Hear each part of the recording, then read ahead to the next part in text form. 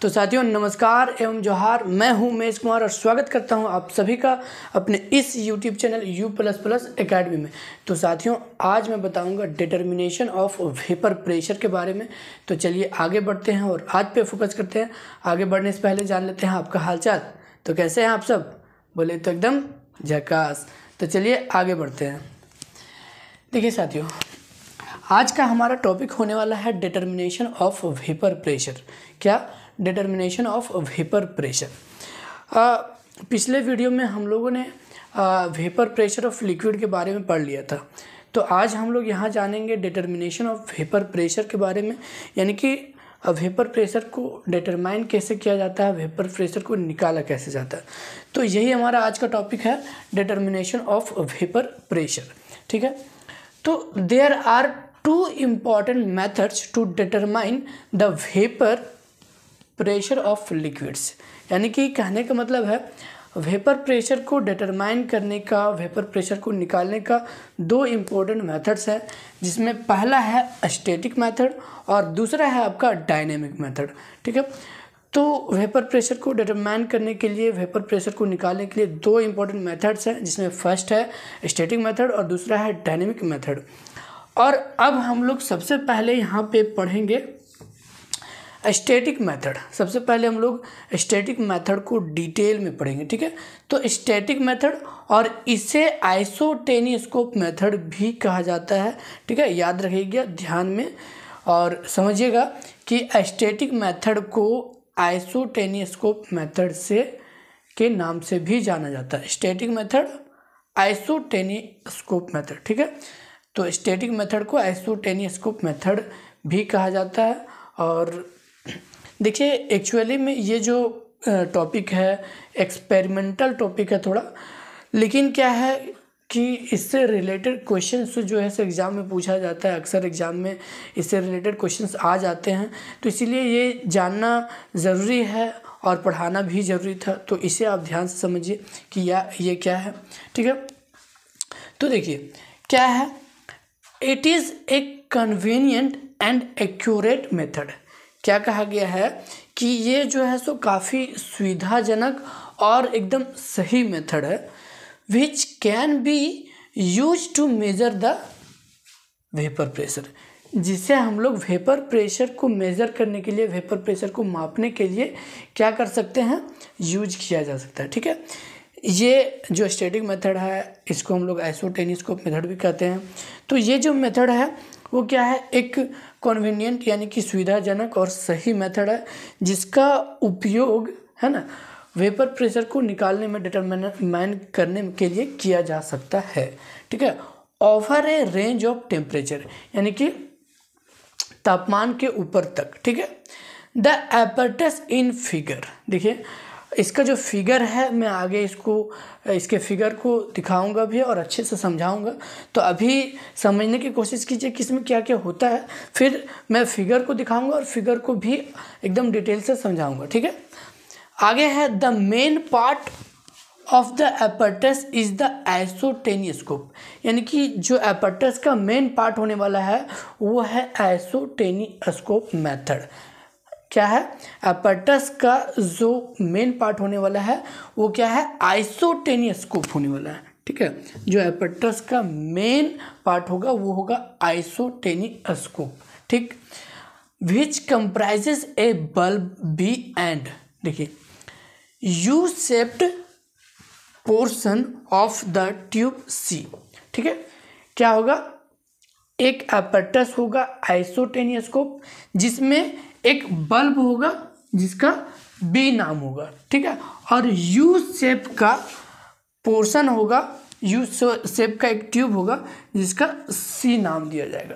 ठीक है, अब आगे क्या है, the bulb B is nearly half filled, जो बल्ब बी होगा वो लगभग आधा भरा हुआ होगा। ठीक है, किससे भरा हुआ होगा, with the liquid under investigation. ठीक है, तो जो लिक्विड को जांच के अंडर लिया गया होगा उसी लिक्विड को उस बल्ब में आधा भरा जाएगा। ठीक है, एंड, ठीक है, and the same liquid is placed in the you shaped portion, और उसी लिक्विड को जो है सो यू शेप वाले पोर्शन में यानी कि यू शेप वाले ट्यूब में भी भरा जाएगा।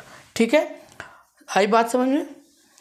विथ इट्स लेवल 2 से 3 सेंटीमीटर बिलो। ठीक है, तो क्या होगा, जितना लिक्विड बल्ब में भरा जाएगा उससे 2 से 3 सेंटीमीटर नीचे लेवल तक ही यू शेप्ड वाले ट्यूब में जो है सो लिक्विड भरा जाएगा, लेकिन दोनों में सेम ही लिक्विड होगा।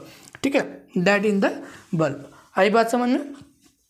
अब आगे है the isoteniscope is placed in the thermostat A. अब क्या होगा, पूरे आइसोटेनियोस्कोप को जो है थर्मोस्टेट में प्लेस्ड किया जाएगा यानी कि डुबाया जाएगा और उस थर्मोस्टेट को नाम दिया जाता है ए। ठीक है, अब आगे है हुज। आगे है whose temperature can be noted from the thermometer T. और उस थर्मोस्टेट के टेम्परेचर को मापने के लिए एक थर्मोमीटर लगाया जाएगा, उसका नाम होगा वहाँ पे आपका टी, कैपिटल टी। ठीक है, अब आगे है the isoteniscope is then connected to the rest of apparatus। ठीक है, which comprises a barometer tube D and a big bottle ई।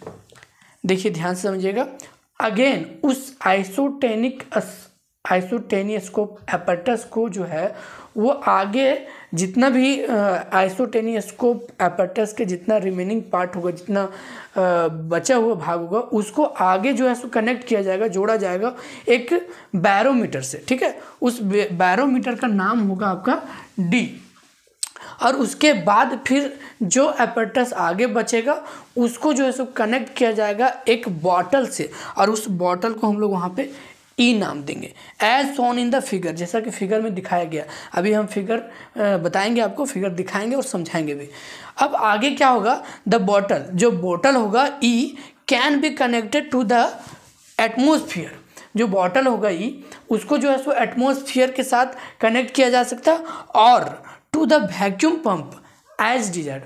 और उसे जो बॉटल होगा ई उसे जो है सो एटमॉस्फेयर के साथ कनेक्ट भी किया जा सकता है और वैक्यूम पंप के साथ भी कनेक्ट किया जा सकता है, जैसा ज़रूरत पड़े, ज़रूरत के हिसाब से। ठीक है, तो यहाँ तक आपको समझ में आई होगी आई थिंक बात। अब हम जो है सो इसको फिगर को देखते हैं और समझने की कोशिश करते हैं कि फिगर में क्या है। ठीक है,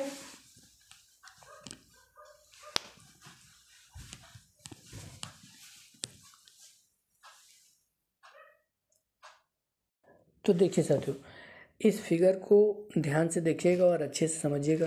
दरअसल बात यह है कि इस फिगर को बोर्ड पे बनाना थोड़ा डिफ़िकल्ट था, इसलिए मैं इसे यहाँ समझा रहा हूँ, लेकिन इस फिगर को मैं यहाँ पे क्लियरली समझाऊँगा और बताऊँगा कि इसमें क्या क्या चीज़ें हैं और इसका इस्तेमाल कैसे किया जाएगा। तो आप इसे देखिए और ध्यान से समझिए। देखिए, ये जो फिगर है वो बनाया गया है वेपर प्रेशर को निकालने के लिए, वेपर प्रेशर को डिटरमाइन के लिए, और किस मेथड के लिए, तो isoteniscope method for measurement of vapour pressure के लिए, यानी कि आइसोटेनियोस्कोप मेथड के लिए बनाया गया है। ठीक है, और जिसको हम लोग स्टैटिक मेथड के नाम से जान रहे हैं, पढ़ रहे हैं अभी। ठीक है, तो अब चलिए देखते हैं कि इस फिगर में क्या क्या चीज़ें हैं। तो देखिए, सबसे पहले इस फिगर का जो मेन पार्ट है वो क्या है, आइसोटेनियोस्कोप apparatus। ठीक है, अब वो क्या होता है, देखिए ये जो कंप्लीट है, यहाँ से लेकर ये यहाँ तक फिर यहाँ तक, ये कंप्लीट है आपका आइसोटेनियोस्कोप apparatus। अब इसमें क्या क्या चीज़ें देखिए, तो इसमें जो है, इसमें सबसे पहले जैसा कि मैंने बताया था थ्योरी में कि एक बल्ब आता है जिसका नाम बी हमने रखा है, और एक यू शेप का ट्यूब जिसे सी नाम दिया गया। ठीक है, इसमें L1 लिम्ब है और L2 भी लिम्ब है। ठीक है, यहाँ तक आपको समझ में आ गया।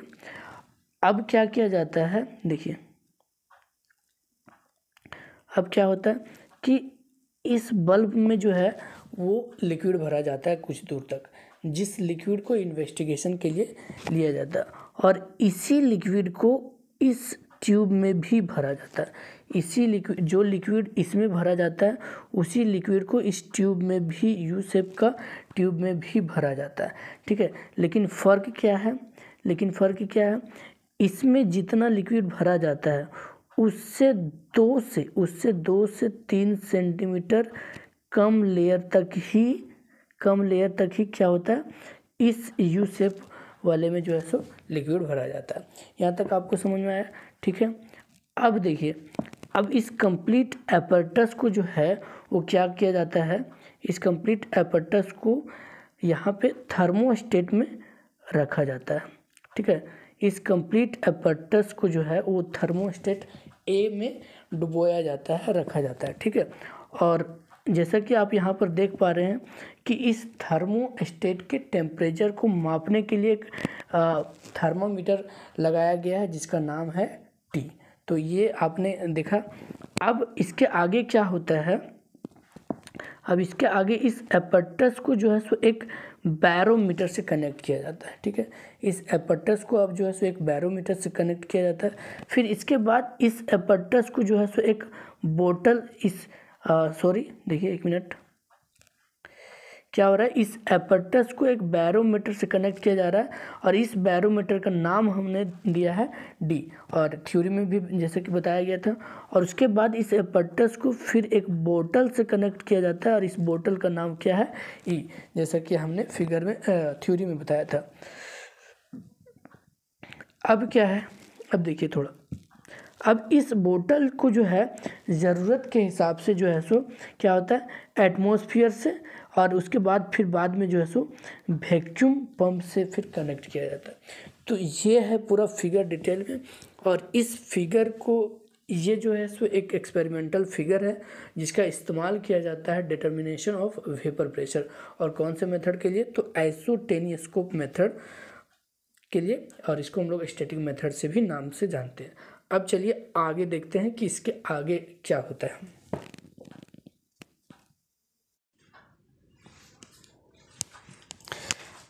अब देखिए फिगर तो आपको समझ में आ ही गया होगा। अब फिगर के आगे का प्रोसेस समझते हैं कि फिगर के आगे क्या होता है, ठीक है। देखिए आगे क्या कहता है, आगे है the experiment is carried out in the following steps. यानी कि अब जो कंप्लीट एक्सपेरिमेंट होता है वो नीचे के स्टेप्स के द्वारा कंप्लीट होगा, ठीक है।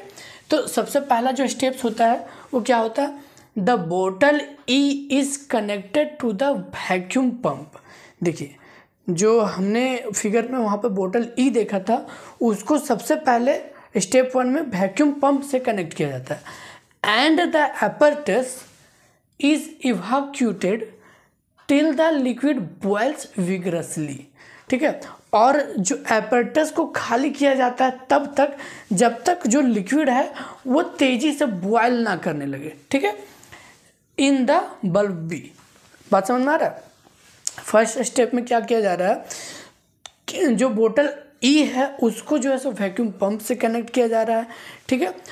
और क्या किया जा रहा है, एपर्टस को खाली किया जा रहा है तब तक जब तक बल्ब बीम में जो लिक्विड रखा गया है वो तेज़ी से बॉयल ना करने लगे, ठीक है। अब आगे है this expels all air from the isoteniscope BC. ये क्या होता है, जो एयर होता है, ठीक है, वहाँ पे एयर को जो है सो बीसी के बाहर फैला देता है, ठीक है। जो आइसोटेनियोस्कोप बीसी है, ठीक है, बीसी सी आपका यू शेप का ट्यूब है और बी जो है सो बल्ब, तो जो एयर है उसके बाहर फैला देता है, ठीक है। अब आगे है the level of the liquid in the limb L2 stands higher than in the limb L1। अब आगे क्या होता है, जो L2 में लिक्विड का लेवल है वो ज़्यादा हो जाता है L1 से, ठीक है। The level of the liquid in the limb L2 stand higher than in the limb L1। यानी कि L2 में जो लिक्विड का, ठीक है, लेवल है वो हायर हो जाता है, ज़्यादा होता है, L1 से हो जाता है। सिंपल कहने का मतलब ये है, ठीक है। अब स्टेप 2 में क्या होता है, स्टेप 2 में देख लेते हैं। The temperature of the thermostat is now adjusted. अब क्या किया जाता है, थर्मामीटर के टेम्परेचर को एडजस्ट किया जाता है टू डिजायर्ड वैल्यू यानी कि ज़रूरत के हिसाब से, ठीक है। And air is admitted slowly into the apparatus, ठीक है, और धीरे धीरे एयर को आने दिया जाता है एपर्टस में बाय कनेक्टिंग बोतल ई टू द एटमोसफियर, ठीक है। अब क्या किया जा रहा है, बॉटल ई को जो है सो एटमोसफियर से कनेक्ट किया जा रहा है। पहला स्टेप में जो बॉटल ई को है वैक्यूम पंप से कनेक्ट किया जा रहा था, और स्टेप 2 में अब जो है सो बॉटल ई को कहाँ से कनेक्ट किया जा रहा है, वो एटमोसफियर से कनेक्ट किया जा रहा है, ठीक है।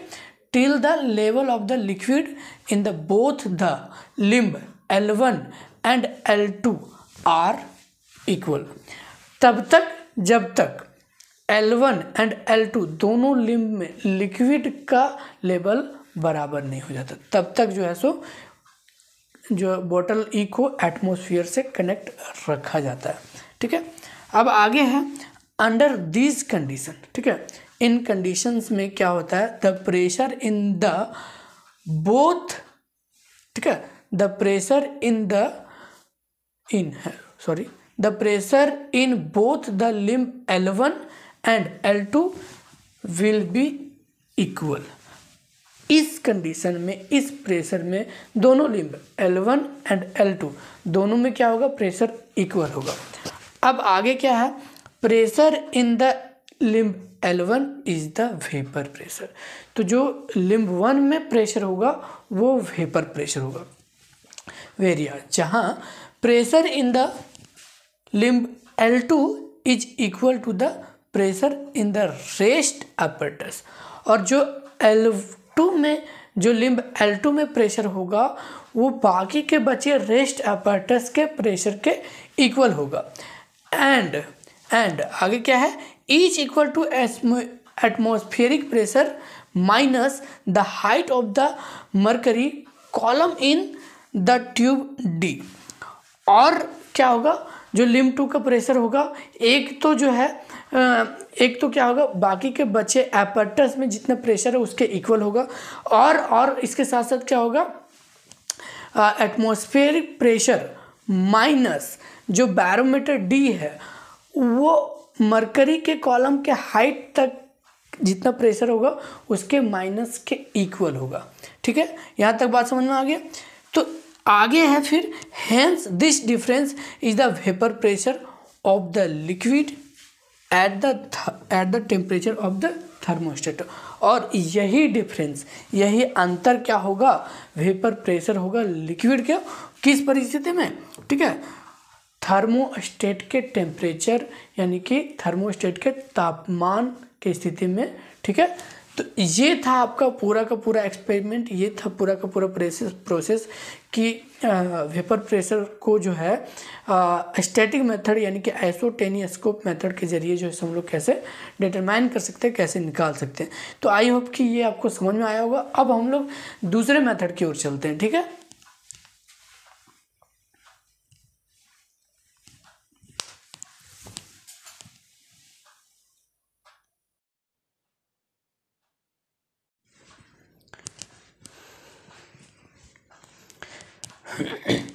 अब चलिए दूसरा मेथड भी देख लेते हैं कि दूसरा मेथड क्या है, ठीक है। तो हमारा जो दूसरा मेथड होगा वो है डायनेमिक मेथड, ठीक है। पहला मेथड हम लोगों ने देखा कि पहला मेथड था स्टैटिक मेथड जिसको आइसोटेनियोस्कोप मेथड भी कहा जाता था, और दूसरा मेथड जो है वो है डायनेमिक मेथड, ठीक है। तो ये बहुत ही सिंपल मेथड है, आसान मेथड है। देखिए इसमें क्या है, कहता है the dynamic method is based upon the principle, ठीक है। जो डायनेमिक मेथड है वो उस सिद्धांत पे बेस्ड होता है, ठीक है। अब किस सिद्धांत पे बेस्ड होता है, तो देखिए that a liquid boils at the temperature, जिस तापमान पे लिक्विड बॉइल होता है, ठीक है, at which the vapour pressure becomes equal to the external pressure, और जिस तापमान पे जो वेपर प्रेशर है वो एक्सटर्नल प्रेशर के इक्वल हो जाता है। सिंपल समझिएगा, ठीक है। क्या कहता है कि जो हमारा डायनेमिक मेथड है उस प्रिंसिपल पे, उस सिद्धांत पे बेस्ड होता है जिस तापमान पे कोई लिक्विड बॉयल होता है और जिस तापमान पे उस लिक्विड का वेपर प्रेशर उस एक्सटर्नल प्रेशर यानी कि बोले तो एटमॉस्फेरिक प्रेशर के इक्वल हो जाता है। सिंपल इतना फंडा नहीं लगाना साथियों, सिंपल इतना कहना है कि द डायनेमिक मेथड जो है वो बेस्ड होता है बॉइलिंग पॉइंट पे। ठीक है, जो हमारा डायनेमिक मेथड है वो बेस्ड होता है बॉइलिंग पॉइंट पे। बॉइलिंग पॉइंट का मतलब क्या होता है? बॉइलिंग पॉइंट का मतलब ही होता है जिस टेम्परेचर पे, जिस तापमान पे, ठीक है, वेपर प्रेशर इक्वल हो जाता है एटमॉस्फेरिक प्रेशर के, और जो लिक्विड है वो क्या हो जाता है? बॉयल करने लगता है, यानी कि लिक्विड बदल जाता है वेपर में। सिंपल समझ में आया कि बॉइलिंग पॉइंट का मतलब क्या होता है? बॉइलिंग पॉइंट का मतलब जिस तापमान पे वेपर प्रेशर इक्वल हो जाता है एक्सटर्नल प्रेशर यानी कि एटमॉस्फेरिक प्रेशर का, और लिक्विड वेपर में चेंज हो जाता है। यही तो यहाँ पर कह रहा है कि जिस तापमान पे कोई लिक्विड बॉयल करता है और जिस तापमान पे जो लिक्विड है का वेपर प्रेशर है वो इक्वल हो जाता है एक्सटर्नल प्रेशर के। तो इसी सिद्धांत पे, इसी प्रिंसिपल पे जो है सो बेस्ड होता है हमारा डायनेमिक मेथड। ठीक है, तो सिंपल कहें और साधारण भाषा में समझें तो जो हमारा डायनेमिक मेथड है वो बेस्ड होता है किस पे? बॉइलिंग पॉइंट पे। सिंपल। अब आगे, ठीक है, ओवर द लिक्विड, यहाँ तक समझ में आ गया। दस bye fixing the external pressure over the liquid at different values, यानी कि लिक्विड के डिफरेंट वैल्यूज के ऊपर उसके एक्सटर्नल प्रेशर को रख कर क्या होता है? The boiling point of the liquid is determined. तो एट ईच एक्सटर्नल प्रेशर, यानी कि प्रत्येक एक्सटर्नल प्रेशर के लिए उसका बॉइलिंग पॉइंट को निकाला जा सकता है। कैसे? तो लिक्विड के डिफरेंट वैल्यूज के ऊपर उसके एक्सटर्नल प्रेशर को रख के। देखिए क्या है आगे सिंपल ध्यान में समझिएगा। Suppose the boiling points are T1, T2, T3 etc। मान लेते हैं कि किसी लिक्विड का बॉइलिंग पॉइंट, किसी डिफरेंट लिक्विड का जो बॉइलिंग पॉइंट होगा वो T1, T2, T3 etc होगा at the external pressure P1, P2, P3 etc respectively, और उसका जो एक्सटर्नल प्रेशर होगा वो क्या होगा? P1, P2, P3 respectively.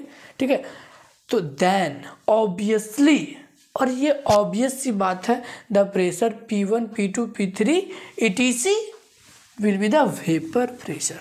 ये ऑब्वियस सी बात है कि जो प्रेशर होगा P1, P2, P3 वो वेपर प्रेशर होगा eight the temperature T1, T2, T3 etc respectively. कैसे भैया? हम लोग जानते हैं कि बॉइलिंग पॉइंट पे जो वेपर प्रेशर होता है वो एक्सटर्नल प्रेशर यानी कि एटमॉस्फेरिक प्रेशर के इक्वल होता है। तो यहाँ पर ऑब्वियस सी बात होगा ना कि जो प्रेशर P1, P2, P3 होगा वो वेपर प्रेशर होगा at temperature T1, T2, T3। T1, T2, T3 क्या है? ये बॉइलिंग पॉइंट्स है। ठीक है, और हमारा P1, P2, P3 क्या है? एक्सटर्नल प्रेशर, और यही एक्सटर्नल प्रेशर इक्वल होगा किसके? हमारा वेपर प्रेशर का। तो सिंपल है कि वही कहता है then obviously the pressure P1, P2, P3 etc will be the vapour pressure at the temperature T1, T2, T3 etc respectively. समझ में आ गई बात? By plotting the pressure against the corresponding temperature for any particular liquid a curve of the type as shown in the figure. अब हम इस पूरे फंडे को जो है सो एक ग्राफ में प्लॉट कर सकते हैं और उसको जो है सो वहाँ से वेपर प्रेशर को निकाल सकते हैं, डिटरमाइन कर सकते हैं, जैसे कि हम लोग यहाँ दिखाए हैं। देखिए यहाँ पे हम लोग टेम्परेचर को दिखाते हैं और यहाँ पर हम लोग वेपर प्रेशर को दिखाते हैं। ठीक है,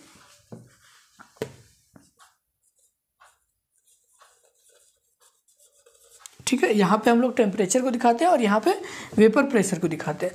तो क्या है कि ये एक लिक्विड के लिए, दूसरे लिक्विड के लिए और तीसरे लिक्विड के लिए। ठीक है, तो जो हमारा इस लिक्विड के लिए जो वेपर प्रेशर P1 है उसके लिए टेम्परेचर T1। ठीक है, तो सिंपल T1 के लिए वेपर प्रेशर P1, T2 के लिए P2 और T3 के लिए जो वेपर प्रेशर होगा वो P3 होगा। इस तरह से फ्रॉम दिस कर्व, इस कर्व के सहायता से the vapour pressure at any temperature, किसी भी तापमान पे जो है सो vapour pressure can be found, निकाला जा सकता है। तो ये सिंपल और आसान तरीका है डायनेमिक मेथड जो है वेपर प्रेशर निकालने का। डायनेमिक मेथड क्या कहता है? डायनेमिक मेथड जो है वो सिंपल बॉइलिंग पॉइंट पे बेस्ड होता है। इसमें क्या होता है कि यहाँ पे डिफरेंट बॉइलिंग पॉइंट पे डिफरेंट वेपर लिक्विड के वेपर प्रेशर को जो है सो उसके एक्सटर्नल प्रेशर के वैल्यू पर रख के जो है सो उसके वेपर प्रेशर को डिटरमाइन किया जा सकता है। ठीक है, तो आई थिंक कि ये जो चीज़ें आज हमने बताई है वो आपको समझ में आया होगा। थोड़ा ये थ्योरी था, इसमें ज़्यादा और एक्सपेरिमेंटल टाइप का था, लेकिन इस तरह का क्वेश्चंस जो है सो एग्ज़ाम में पूछे जाते हैं, इसलिए ये आपको पढ़ना भी ज़रूरी था और मुझे बताना भी ज़रूरी था। तो आई थिंक कि ये सारी के सारी चीज़ें आपको समझ में आई होगी अच्छे से। तो आज के लिए बस इतना ही, मिलते हैं हम अपने अगले वीडियो में, तब तक के लिए बाय बाय, धन्यवाद।